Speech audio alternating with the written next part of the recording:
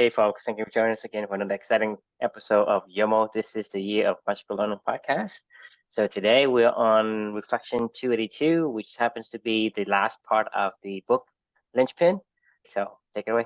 Yeah. So if you haven't joined us for part 1 or 2 of Linchpin, It's a you great should. book. It's by the author Seth Godin, and it's about bringing your unique art to the workplace and becoming indispensable in the process. When you do what you love and you bring your unique self out, you become unique and you stand out and you become indispensable. You do what you love, solve problems in the process, and help other people. It's fun. It's rewarding. It's fulfilling. It's meaningful. So that's what we care It's about. the way it's supposed to be.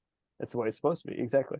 So this is the third part reflection. Part 1 was about the message from the universe of how we even found Linchpin. Part 2 is about the most amazing artist that I've ever known, which was my daughter. And then part 3 is about how to become a practicing artist. So like I started off this reflection by saying, like, over the past, when I wrote this is almost a year ago now. What the hell? I just said something can't be displayed. Where'd it go? What just happened? Did we just lose our whole blog, or like did my internet just go out? You can still hear me, right?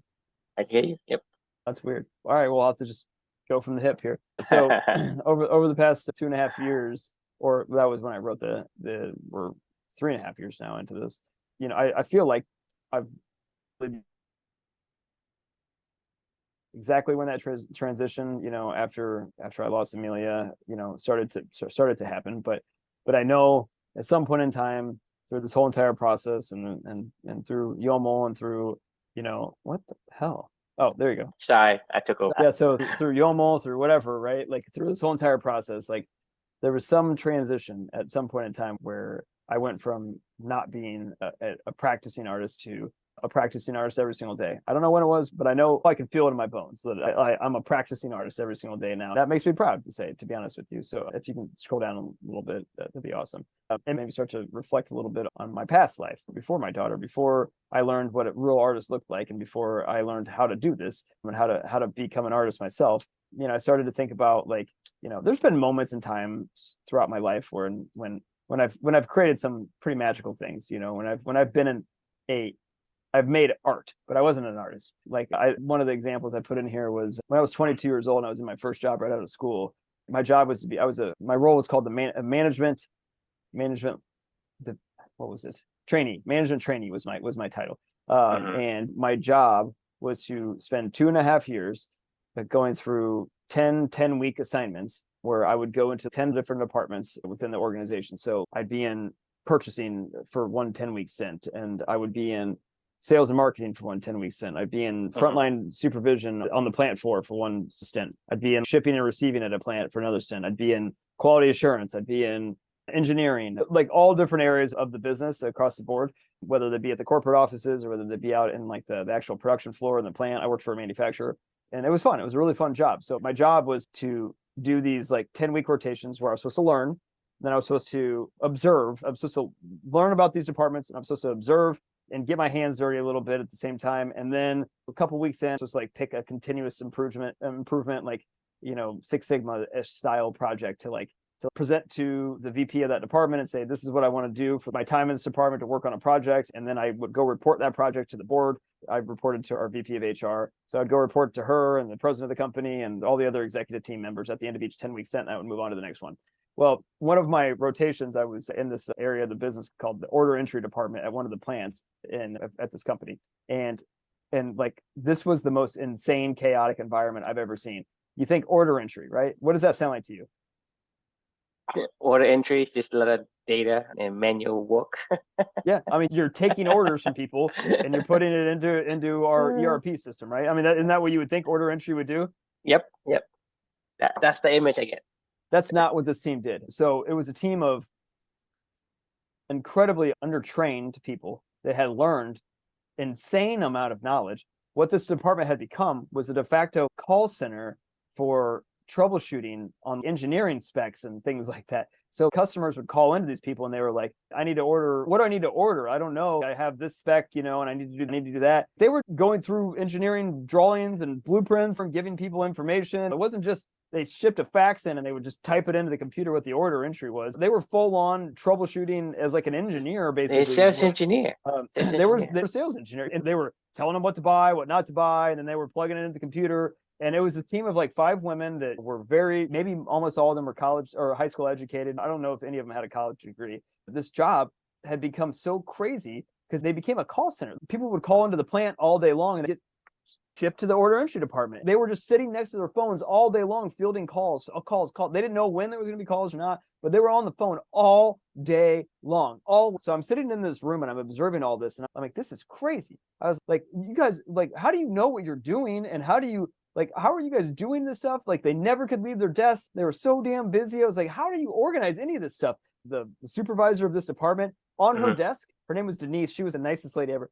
She had stacks of paper that were over her head on her desk all day long. It was insane. This department was insane. After like 2 weeks in this department, I was like, I want to do this. I want to see how hard this is and get my hands dirty or whatever. So I jumped in on a terminal and I was like plugged in, and I'm like, send me whatever calls you want to send me. I did this for like 2 weeks straight.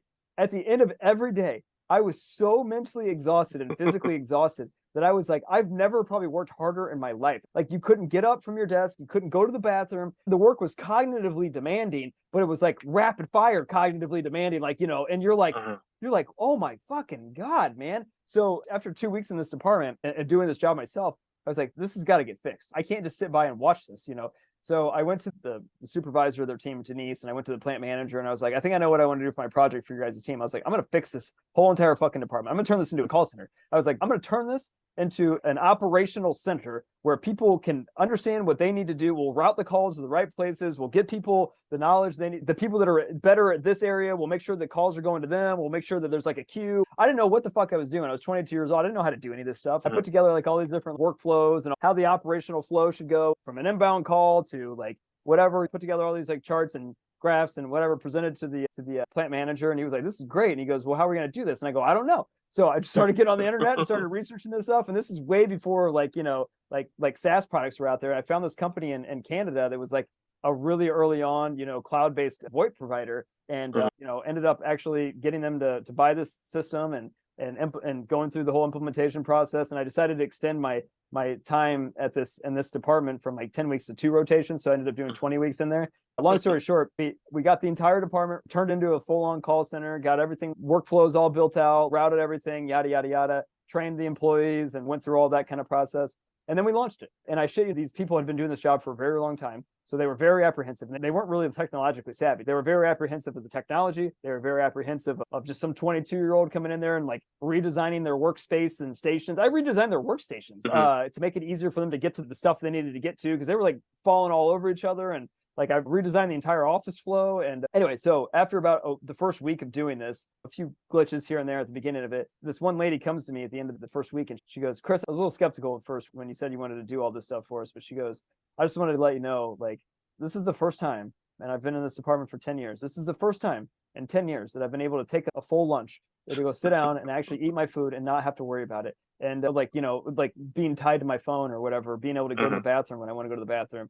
And I was like, honestly, that was one of the coolest experiences I've ever had in my entire life. Then it was over, right? And I moved on to my next rotation. And that was an example of me being able to bring my art into the world, but I wasn't an artist yet. This wasn't me being able to do that every single day. I share that story to say there's a big difference between being someone that produces art and being an artist, right? And to be an artist, you have to bring your art into the world every single day, in my opinion. Like, I mean, that's how I define an artist, is if somebody is able to bring their art into the world every single day with what they do. Anyway, so now the question becomes, okay, great. How do you do that? So I don't know anything, but here's my guide to what I feel like this should be. So step 1 is know your values, right? This seems like probably the easiest but step.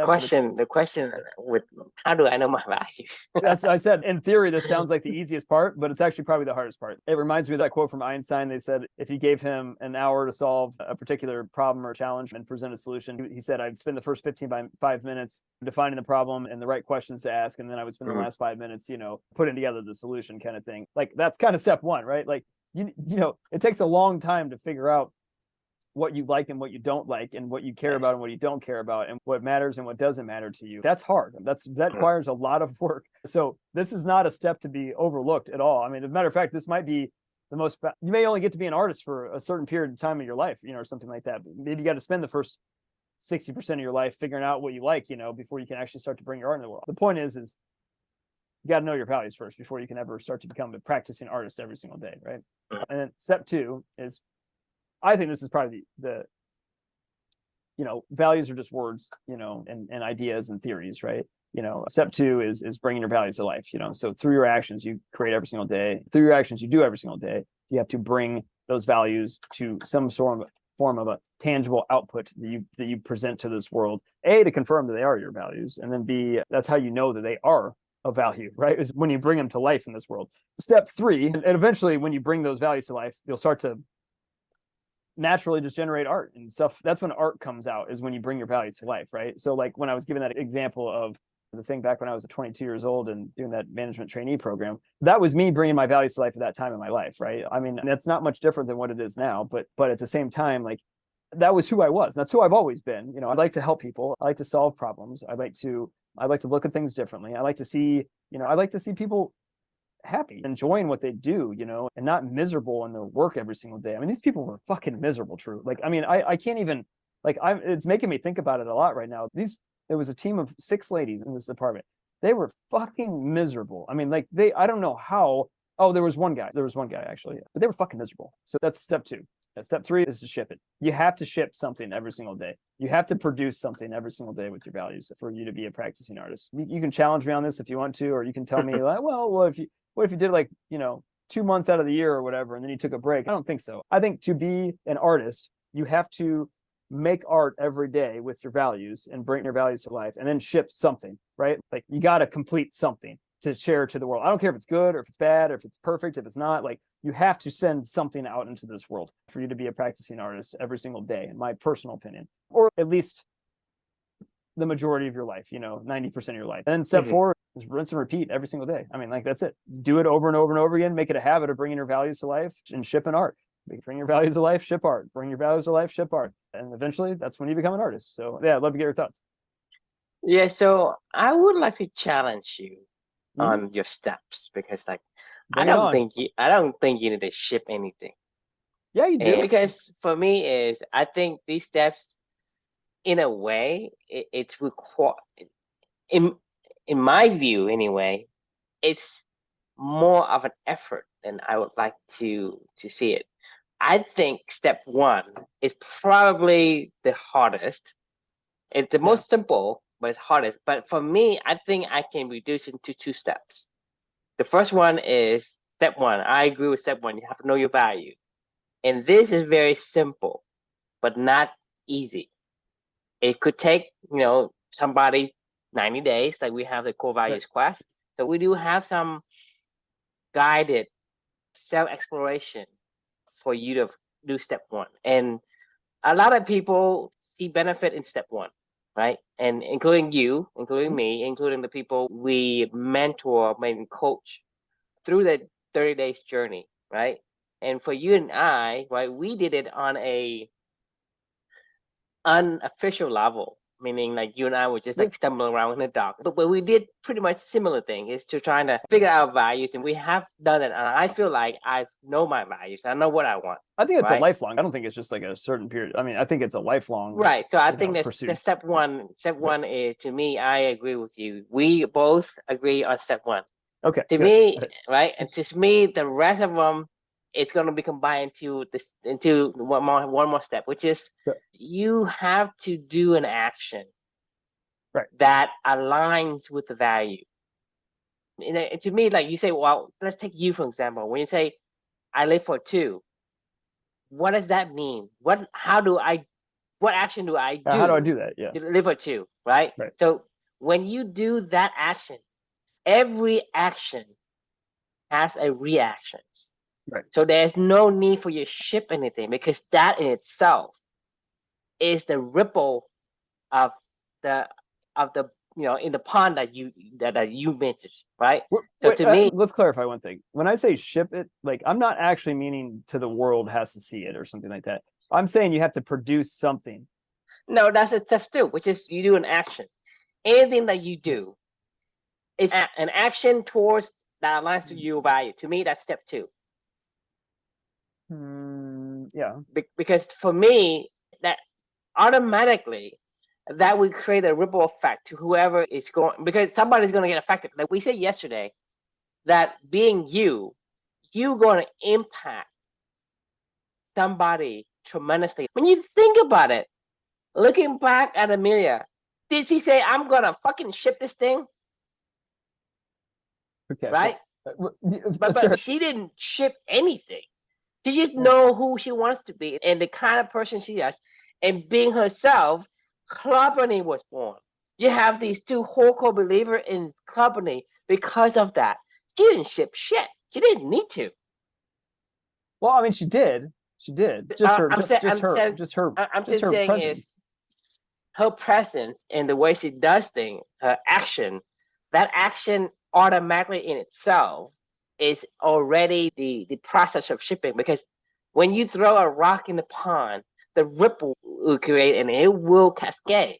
Right. And so that's what I'm saying, though, is you have to throw a rock in the pond each day. Yes, but the thing is, you don't have to say, I'm going to throw a rock in the pond, then I'm going to make a ripple. It's redundant. All right. That's a fair point. Actually, it's funny you're saying all this because the first thing that I thought when you started talking about this was Steve Jobs' book, because I just finished this and I just wrote a reflection about this, actually, ironically. He used to always say, make it simpler, make it simpler, make it simpler, make it simpler, make it simpler. That's what I'm doing. Right. Because so, you don't need, the thing is, when you took a step, it's the things that we have to do. Anything that's automatic, there's no need for you to say, I'm going to make a ripple, because so the action is throw a rock in the pond. Right? Yeah.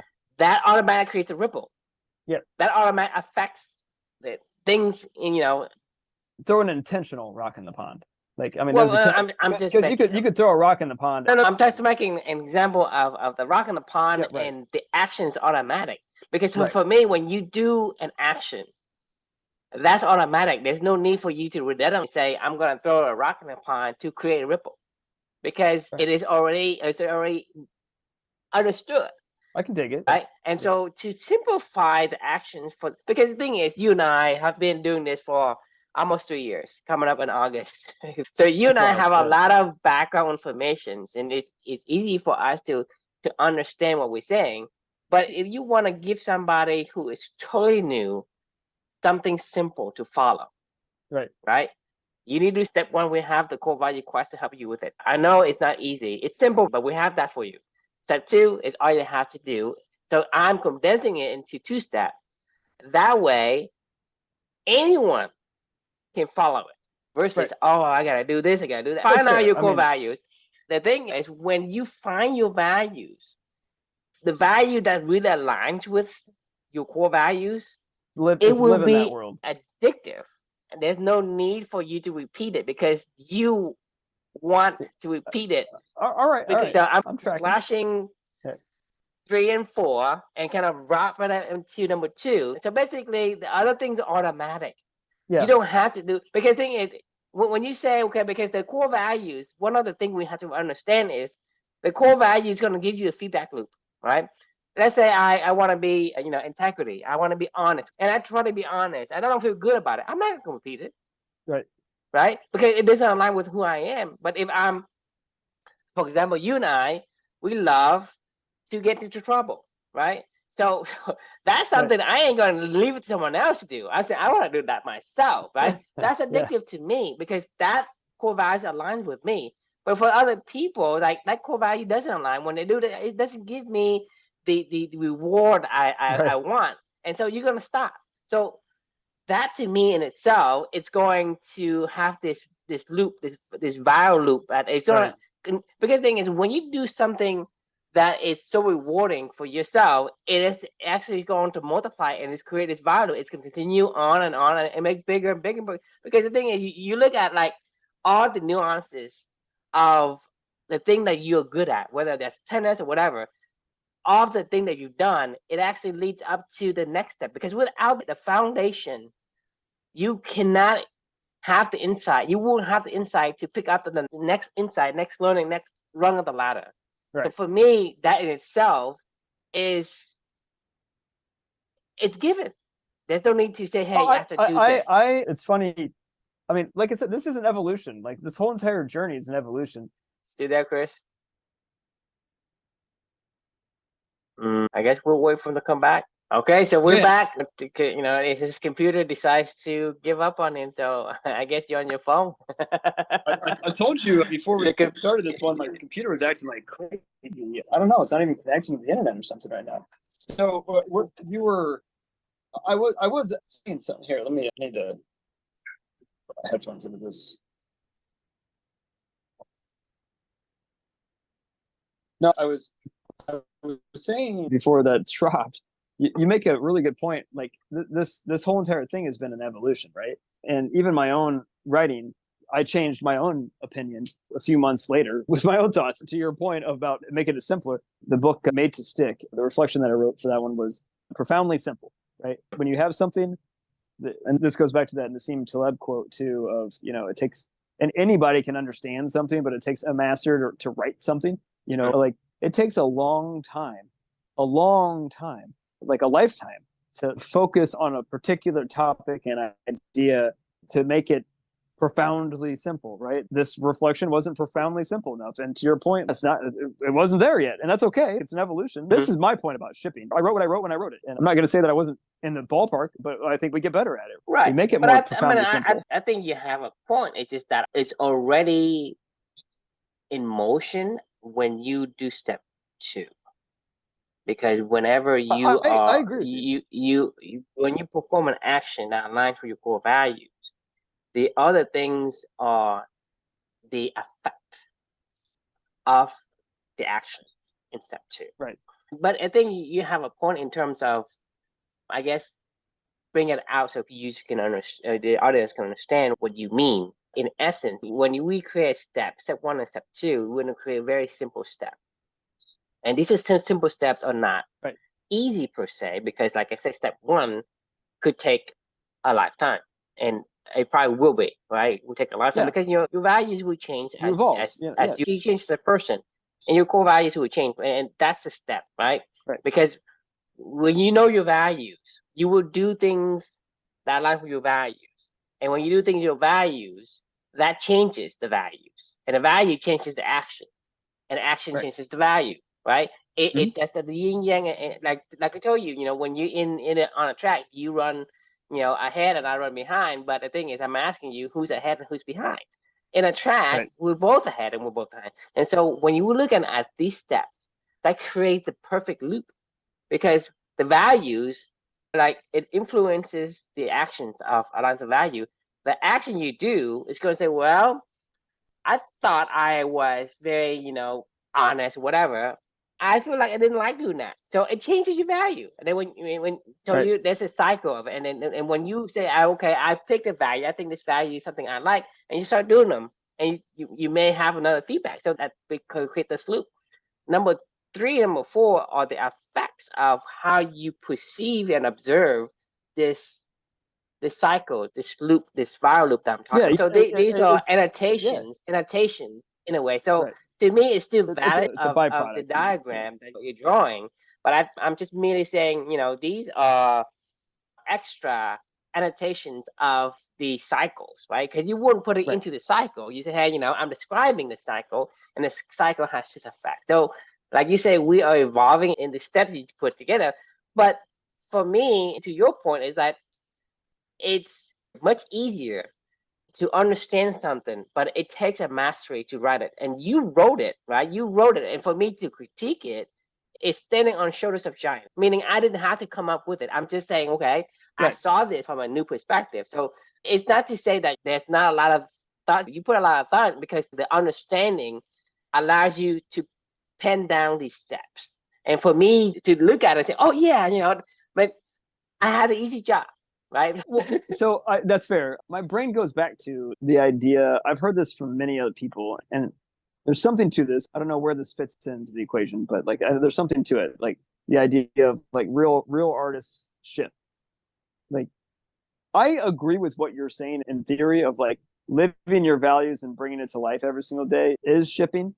Well, I guess it's the same thing. I truly believe it's the same thing. A core genes in the human DNA that we are compelled to share it, right? And to me, that is given because that's part of our physical, metaphysical existence. We cannot exist by ourselves. Like you and I cannot exist by ourselves. That's human nature. And so, like I told you again, I asked you many times ago, if you have $1 trillion, but you cannot tell anyone about it, and you cannot do things that will give it away that you're a trillionaire.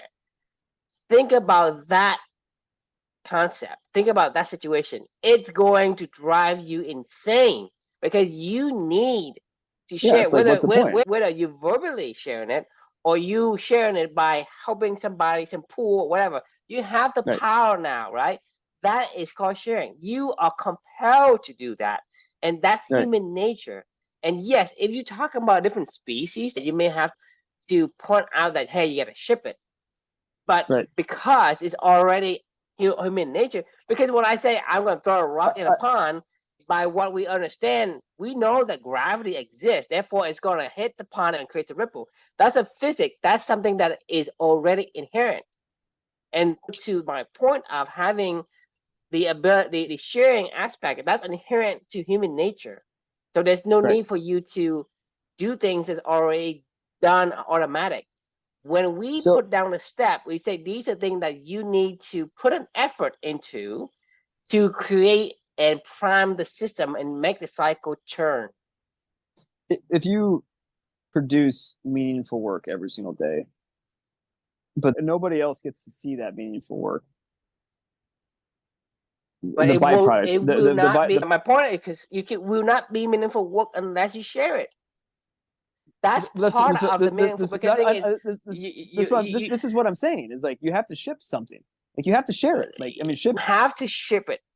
You don't have to share it. You're compelled to share it already. There's no need for you to make a mental note to share it, because by you want to have something meaningful, it cannot become meaningful unless it's completely shared.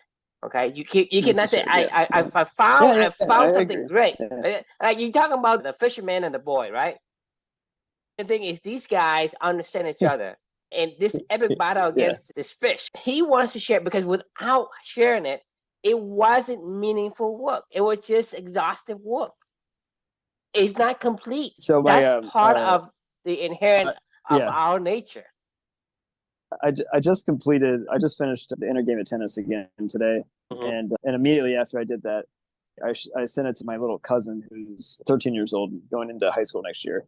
She's the one that I coach tennis every once in a while, and she's playing, she's getting better, she's getting ready to go into high school. So I know she's probably going to play in high school and stuff like that. Right. And I immediately sent her this book. I sent her a text to her and her mom, my aunt. And I was like, Elizabeth, you need to read this book. I was like, it'll be a game changer for her at that age to understand why she's playing tennis and how to win the inner game of tennis. That my point being, like, immediately after I finished that book, I was like, I need to, this is great knowledge for me, but I was like, I need to share this with my cousin. And then not only that, I was like, next month I'm having the whole team read the inner game of tennis, because like there's so many, it's not just about tennis, right? It's about so many other things. And I was like, I'm going to have my whole entire team read that book, because I want them to understand, like, how to get the fuck out of their own way and just, feel, right? And intuitively bring their art out of the stuff that they care about, right? Like let their system one do its thing, but I want to share that, like, right? And I want them to, then I want to share that, and I want to help them, so like for me, this is meaningful work for me, because this is a part of what I do every single day. But like the first thing that I thought of was like, I have to get this.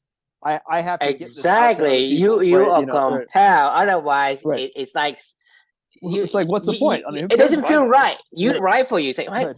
Well, I have to have this urge. Otherwise, there is a weight on my shoulder. So you think that's inherently part of human nature. That's what I'm saying is, yes, if you talk to an alien species who don't have that human nature, then you may have to, hey, you have to make an effort of mental note to ship it, blah, blah. But for us, you cannot do step 1 and step 2 without also doing step 3 and 4. You just can't do it. I agree. You sold me on this one for sure. I agree. But I think my profoundly simple conclusion of your magical learning was know your values and bring them to life. Like that was the profoundly simple. Yeah, it is because you think about it. Yeah. If you do those things, all the things that you are annotating is automatic. It will come. You cannot. You cannot avoid it. It's unavoidable if you do that 2 simple things. And like I think and that's the point of the whole simplicity, right? I think anybody can understand. Oh, Yeah, I know what a value is. And yeah, I do need to bring those to life. You could save yourself 365 books if you just thought about that. You know what I mean? It's like Apple, with an iPhone where they're like, oh Right, yeah, but like this all just makes sense. the thing is, if you tell me those two things, right? If I know nothing about clubbing, I know nothing about what Christian True does. Know your Yeah. values and bring them to life, right? That's a simple catchphrase, a simple bumper sticker, like Matthew McConaughey say. It's like we would say meaningful leadership, the I run downhill, the wonderful train. These things are the profoundly simple saying that if I need to perform that, I can basically use that as a point of reference to understand more and use that as an anchor to continue to figure out what is it. Okay, know my values. How do I do that? This is then going to go to the you know what you're looking for. You're gonna explore, but you know what you're looking for. But if you don't know what you're looking for, even if you step on it and it's under your nose, you won't recognize it. So it doesn't matter, right? It doesn't matter how long you do something or whatever. What's the probability of finding something? But you have something you look for, then to you, like you will see it. You will recognize it when you see it. That's my point. Right? And so having that, even if I don't understand it yet and I don't have a background information as this two-person, eventually I can get to that level because I have an idea of what am I looking for. Right. And so that's why for me, I love that saying, I don't want to train. I mean, if I say that to somebody next to me, it's like a wormhole. It's like a wormhole. Like you literally say it and you're like transported down a wormhole of like 500 million different things of what that means to you. But it's like a trigger to go take you down that thought. Your myelin in your brain, the neural pathways are like start to just fire. You're like, oh yeah, I know what that means. And then everything just starts firing, right? Like that's what a profoundly simple message does, right? Exactly. It's a trigger to reminder, to like.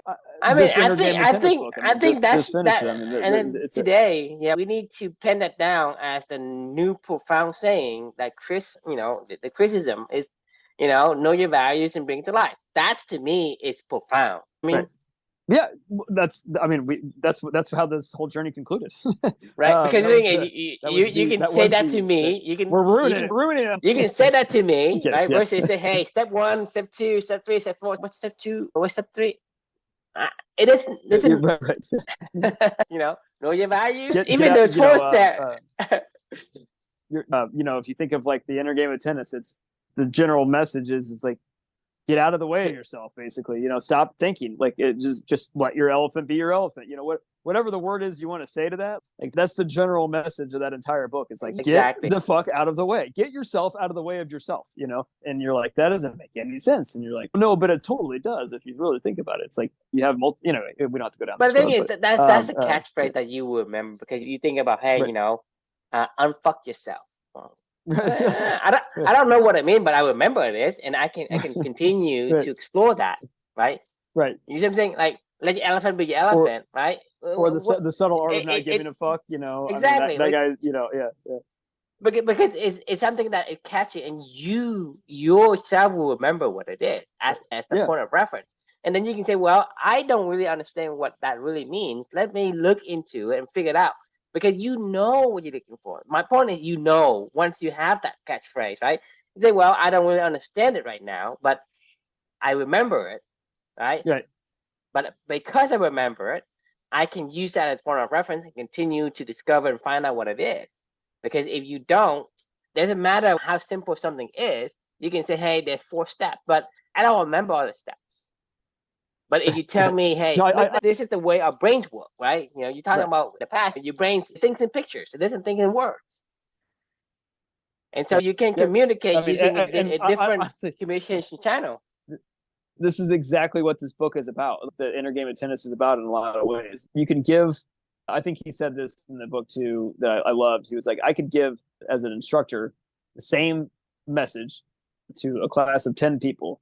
And that same message will be interpreted 10 different ways by 10 different people. Everybody internalizes things the way that they internalize it. One of the things that he talks about all the time is like almost everybody knows what they're doing wrong. Like you don't need a professional coach to come in and say, your swings, your back, on on your backhand, your racket's too high, before you start your backswing or something like that, right?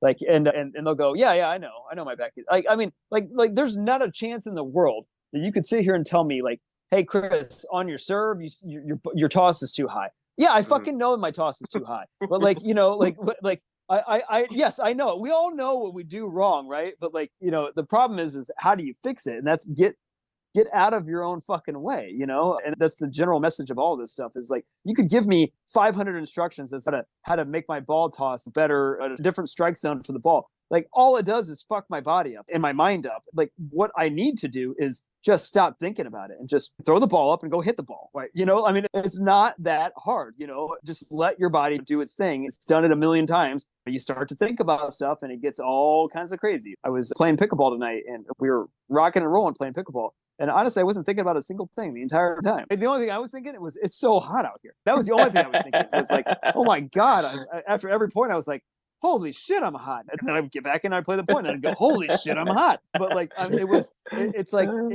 I didn't think anything the entire time because I don't really care about pickleball. I don't really give a shit if I'm good or not at pickleball. Ironically, I was going to actually tell you this in a side conversation, but I love tennis. I've been playing it my entire life. I actually think I may be better at pickleball. And I don't mean better as in competitively better. I think if I actually really tried to focus on pickleball, like seriously focus every single day, I think I would have a potential to be an extremely high level player. And I'm already getting close to that and playing it casually, and it's effortless too. I don't really try very hard at all in pickleball. And that's the whole point. You shouldn't be trying really hard in tennis, When it's your art, right? That's the way you should feel. It's like, I'm not trying it. I'm so good at it, right? Like you were describing pickleball, like, it's like, that's the way that if you found your core value and things that align with you, it is so effortless. It's like, eating cake every day. And you think about it, if you have to struggle, chances are, it's not. I'm pretty confident that's not your core values.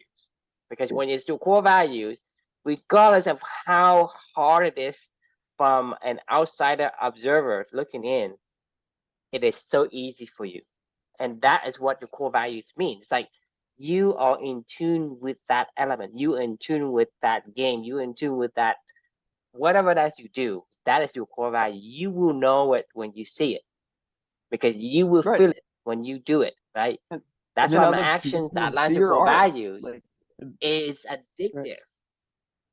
Don't you say it's addictive? Because I mean, true. You're sweating and you're complaining and you're still going in. You're sweating up. I would still be out there right now if I could. I mean, I was starting to actually hurt. And like I told you, I ran earlier this morning like I normally do. And I actually played some tennis in the middle of the day because I had some extra free time. And then I played pickleball at night, because my wife had my son, all night long at some ice cream social that she was doing at her school. So I was like, okay, well, I guess I'll go play. Anyway, but like I think you're just so spot on. Like, and it's actually, like that's when art comes out too. It's almost like comical to me, the whole pickleball thing, because like it's such an easy transition for me from tennis to pickleball. People see me play, they literally stop and say like, wow, how are you doing that stuff? The rider and the elephant is doing the work. So how do you know? That's the thing. The communication between a rider and the elephant is through a special channel of communication, a different language. It's not the language that the other person is asking you. The other rider is asking one rider, say, hey, how's your elephant can do this? Say, well, I'm sitting on the back of elephant and he just moves.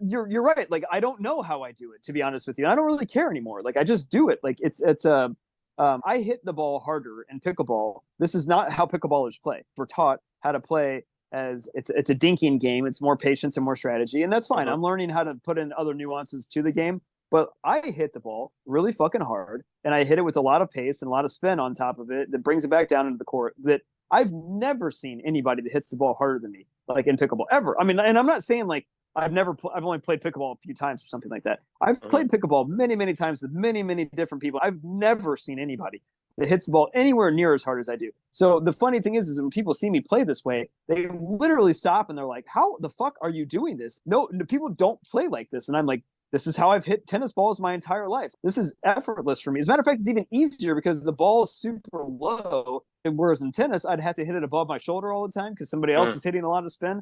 So like I'm getting to hit balls that pickleballs don't bounce very far. So like I get to hit ball. I'm pretty small. Pickleballs don't bounce very far, and I get to hit a lot of spin on top of the ball and come over, from down low, and it just rockets off, and people are like, what the fuck is happening? And they're like, this is insane. Like this guy we were playing tonight, he was like, you have like a howitzer of a fucking, ground strokes. And he's like, it was like, it's unreal. Like, and the funny thing is they all, after all these pickleball players, quote unquote, play against me, they're like, well, when you play against the really good people, they're going to punish you for that. You can't play that way. And I was like, fucking try me. I played against good people too. It's not like they can't hit the ball as hard as I can. I'd love to see me try to hit my own shot. I'm not saying they're not going to get it back in or anything like that. It's just like, it's hard. I'm sure they're not going to do anything with it, and I'll have the advantage and the point. Anyway, my point being is like, these are things for me. Like this is all effortless for me. I'm not even trying now. That's the term that people use a lot. It's called natural. When you're natural, it means that is you yourself,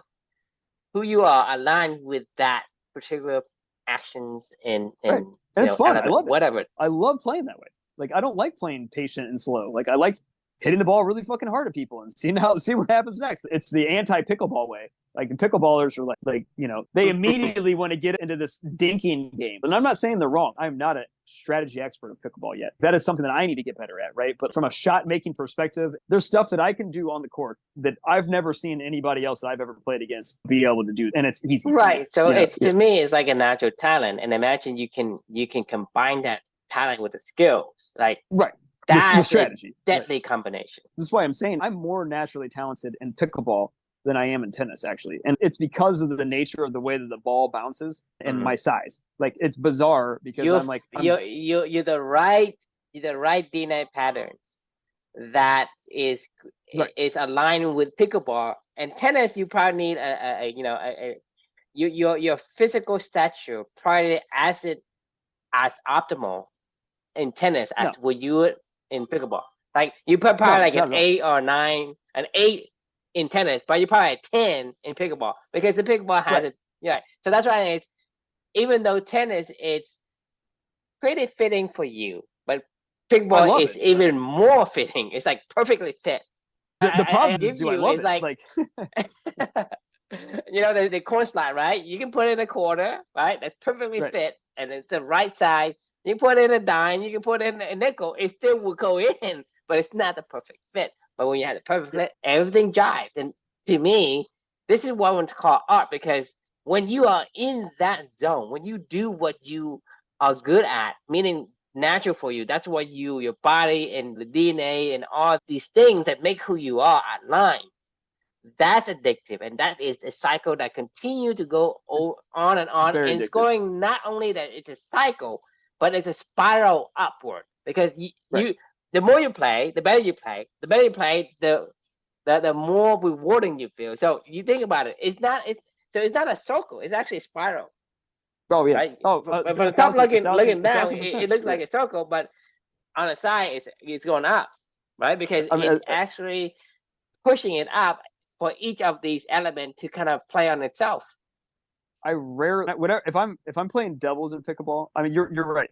Like if I'm playing doubles in pickleball with a partner that I know and can trust, I rarely lose. When I'm playing singles, I rarely lose. Like on my own, like these are like, it's almost like so, like it's almost like comical, honestly, like of how much I'm actually like fighting becoming a pickleball player, because I'm like, I don't want to be a pickleball player. I don't have time for it. Like, I mean, but then you're still drawn to it. That's my point. Is you are so drawn to it. I am. You cannot fight. You are trying so hard to keep yourself away from it. This is called addiction. When you are addicted, you don't have to repeat shit. It's gonna call on you again and again and again. I'm not gonna. You imagine a piece of cake in the refrigerator.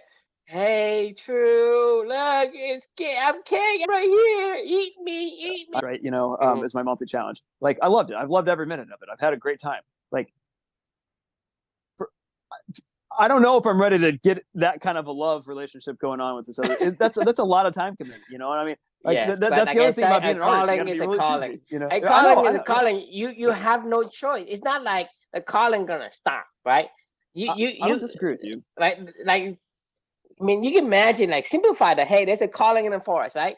It's not like you remember in Elsa #2, Frozen 2, this calling, like, it's like, it doesn't stop, right? It just doesn't stop. It's like, okay, I get it, stop, but it doesn't Right. stop until you go to it.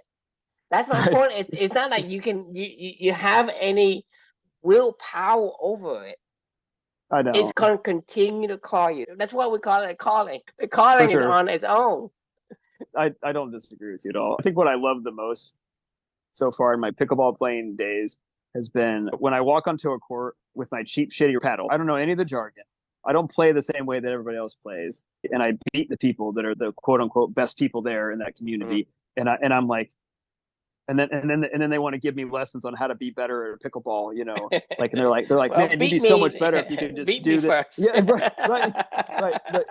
Everybody always gives me this. It's the same thing over and over again. Of like, you really gotta learn the dinking game. You gotta really learn this. You gotta, you're gonna be so good. Learn how to lose. They're like, that works at a lower level, but not at the bigger levels. And I'm sure they're right. I'm not don't get me wrong. I'm not trying to get better at this other stuff. It's just that, like, this is the other thing, is you only ever have to get better at something when somebody else forces you to get better at something, right? So if I play somebody that literally does have a neutralizer, and this is why I spiral up, because you're not going to enjoy playing with people that cannot even challenge you. So you're going to find the people that it's going to say, hey, I am at least your level or better. I'm going to beat you, and you going to say, well, I enjoyed this level, because like I told you, you can go, hey, go play with a 3-year-old. You can beat him or her every single time.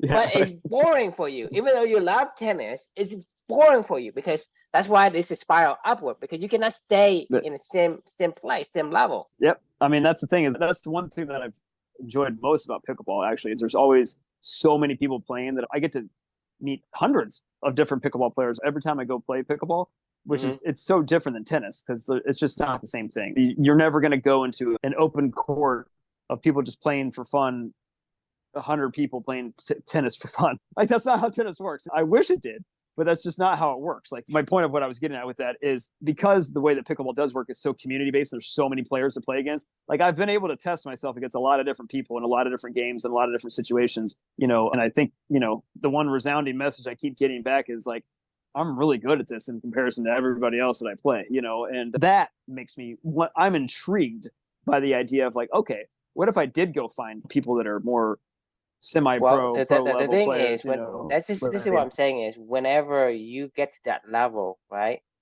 you gonna have to struggle. The hero's journey for you is to find the person that is high enough level for you to play with. This is why when you look at martial artists, right, he is so good at what he does. He is so bored with everybody. He yearns to find a worthy opponent. You look at all the movies you ever seen, right? He is yearning to find a worthy, because that is what gives him the thrill. And so that's what I'm saying for you is, when that may be what I'm missing. Because right now, right, you're new to pickleball and you are beating people 11, right? You're gonna have a problem very soon. I think this is one of the reasons. I think you just hit the nail on the head of why I'm not, like, I know whenever I walk down to the courts, at all the different local places that I can play at, where there's a lot of people playing, I know that I'm going to be, if not the best player there, one of the top 2 or 3 best players there, every single time that I walk onto any of these courts. And that's not fun. Like, I don't want to be, like, when you're the smartest person in the room, it's not like, you don't play sports to always beat people. You play sports to challenge yourself. So, like, I think that's the other thing. And that's human nature. Pickleball. I'm not challenged, That's human nature, though. Human nature is like, when you're in your art, you always wants to go upward. And because of that aspect of not having the reward for you to beat somebody, like, completely wipe them out, it's not fun for you. It's like, I would never do that. If you gain more skills and get higher level, you want to play the guy above you. That's the human nature. And I actually haven't found and that. So if you start to play 3-year-olds all the time, you're going to get to the point where you're so bored that you may give up the sport.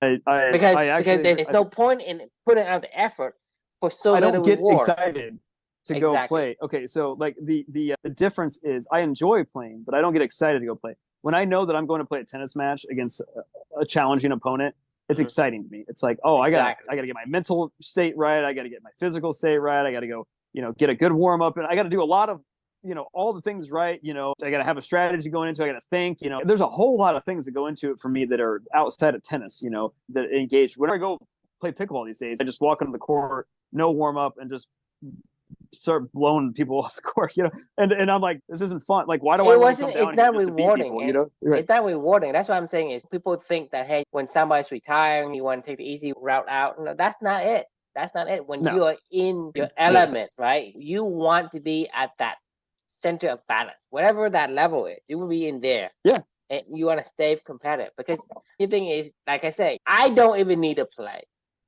to know that it will be boring. It's boring now for me to imagine myself playing with 3-year-old when holding a racket. I can't even swing. Right. So I don't even play tennis, and for me, that's already boring, right? Yeah. And so to you, it's like, well, you have a huge gap. That's why I think this is where you're at with the pickleball, because you love pickleball, but you don't want to commit to it because I've never found anybody that was worth committing to. Like, I've never found the competition that's worth committing to. If I did, I would commit to it. If I knew that I could get one really, really, really good match in a week again, I would commit to playing that. Like, it's always a crapshoot when you go down to these open play sessions with 60 people. You never know who's going to be there, who's not. People that filter up to being like, oh yeah, I'm the best, I'm really good, and then you go play them, and like, that's like, what, like, who's next, like, please, somebody, like, make this interesting. This comes to one of the, when you do something that aligns with core values, you don't want it to end. Just imagine you say, well, I found this really good guy, right, to play pickleball against, and that's the only guy that is the best in the world. If I beat him, right, that's the end. So for you, like, well, if I beat him, then it's boring after that. So that's what I'm saying is, you want to beat that guy, and then maybe find another guy bigger, better than him. You want the journey to continue on and on and on, because that's it's worthwhile. Because when you're on something, it's not, okay, I finished something, I become champion, and I stop. Because if that's your mentality, then that isn't really your core value. That's not art, right? So that's why I say, let's say you're competing in swimming or biking or tennis, and you stop because you beat somebody. Well, I think you're just putting willpower into some art that you think that's art for you to beat somebody, and then you say, well, I'm done, right? Because it isn't your calling, because calling doesn't stop. It doesn't stop calling you. So to me, that's what I'm saying is, you will, once you understand your values, you will know it when you see it. You would know it when you see it. So the calling that you have, you say, well, yeah, this is it. It's supposed to be like this. These are the effects I'm supposed to feel, and these are the kind of things that goes with it. I can't say, well, I'm going uphill. For me, I see to you as a challenge, but it isn't. As a pickleball player, I feel like you're not challenged at all. Even though you are at a high level, people are like working their butt off to get to your level, right? And they think, hey, this Chris is putting in so much hard work, so much sweat and tears to get there. But in reality, because it's who you are, it's not. You don't even warm up. You don't even have. You right now don't even do any strategies on pickleball. You just go in there and whack the ball, right? I mean, imagine if you had to do strategies. That means like, hey, that's a whole nother level. It's a whole nother level. Yeah, I mean, like, okay, to put it in context, there was 60 people down at these courts, and one of the quote unquote like premier areas that play pickleball all the time. People come from all over the city to come play at these courts near my house. Actually, ironically, it's right down the street. Right, the corner next door. It's so annoying because every time I walk down there, Luca wants to play pickleball, and like I see them all playing down there all the time. Then I'm like, should I go play? I hadn't played in like a month and a half because I played tennis all the time. And so this is on Sunday last week. I told you that was on Monday I was talking to you about this partner of mine that I agreed to go play a tournament with him, just, to because he's really into pickleball. And I was like, okay, well, I'll do it for you. Like, that was the only reason why I'm doing this, is I'll do it for you. So we went down to another element in the universe. It is. It is. So you do with your colleagues. We went down to the courts and we just killed everybody. I mean, we went 10-0, like, Like I mean, people 10 and were 0. not even fun. No. It is fun beating people that want to like step up and be like, oh, okay, we're going to take you guys down. And then going, nope, you didn't. Nope, you didn't. Nope, you didn't. You know, like that was, But that was eventually fun. it gets But like, old. but it does get old. Like beating people gets old. Like, you know, you got to like tonight we went to go play. We did actually lose a game, but we lost in overtime, but we went like 7-1 tonight. And that was the first game that we played, the one that we lost because I don't know, A, it was hot as shit out, and B, like they were actually playing somebody that knew how to play a little bit of strategy. So they played a little bit of strategy on us, and then we quickly adapted and we beat them like 11-1 in the next game or something like that. Anyway, my point being is what I was getting at with this is, you know, I think your assessment is spot on. Like there is zero, I know there's not a challenge for me. I might lose a few games. That's only because I probably wasn't focused. There was no reason for me to lock in and engage on this match just because it's like, whatever, I don't care. I mean, who gives a shit if you lose against somebody that you're like, I don't fucking care, you know? I have no interest in playing until you found, oh, he's actually decent, or maybe I should play him, right? And that's the thing is without the interest, it's like you don't even put an effort in until then he start beating you. Then you start to say, well, okay, let's play for real now. And that actually elevates your reward in playing that game in the second game. That's what it's all about in the first place. Like I love playing games. Like I love the game play, right? Like I don't care about like I don't know. I mean, I love the gameplay. Like it's I mean, not like the outcome. It's not the outcome. Right. Yeah. Right. Yeah. No, it's totally and I think human nature, everybody has the same gene of the same gene. And that gene is like whatever your core values is, it's going to force you to want to be a spiral upward, right? That means you have to always move your level up to that point before for you to gain the reward. The feeling of it's rewarding for you to continue to play because let's say you play that person is good, and then you have learned a little bit more skills. Then to play that person again, your reward drops when you play that game until you find another person better, right? Because you have gained another level. Because if you gain your skills and you play a level and you beat them so easy, then you get disinterested. It's not even disinterested. It makes me say, I don't want to play this anymore. It's astoundingly boring. But all right, we got to put a pin on this one because my phone's about to die. Actually, I'm at 2% battery. So my computer obviously isn't working. And yet you say, you know, I live in your values and it gives you energy. You know, it's comical. It's so hard. It's so hard for you to, after an exhaustive day of work, and you have to willpower through this YOMO to go overtime. Right. I mean, I know you're joking, but you're spot on. If you ask me right this second, like, how did we just accomplish what we just accomplished? I don't know. I really don't know. I don't know how we just talked for an hour and a half. I don't know how the fuck we did that. I really don't know. And I don't even care. It went by in a blur and we're talking about stuff that matters. Only because you're bad. It's fun. Actually, to your point, you're a competitor to me in a good way of somebody that helps to elevate me to want to get better and vice versa, right? Like, you know, like if you were somebody that was totally doofus that was like, oh, well, that I never really thought about anything ever. Like, that's interesting. No, I think you're right. Like, you know, with everything, then right, it's like, there's nothing for me to say.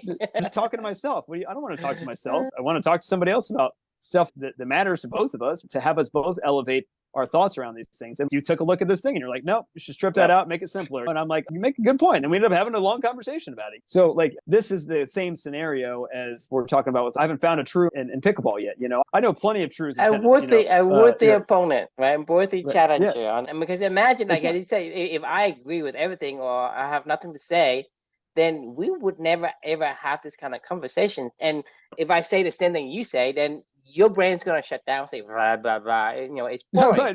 Because like, for me, it's like, well, I offer complementary ideas and concepts, and that's interesting. So your brain stays awake, and the time flies whenever you engage and you're in the zone.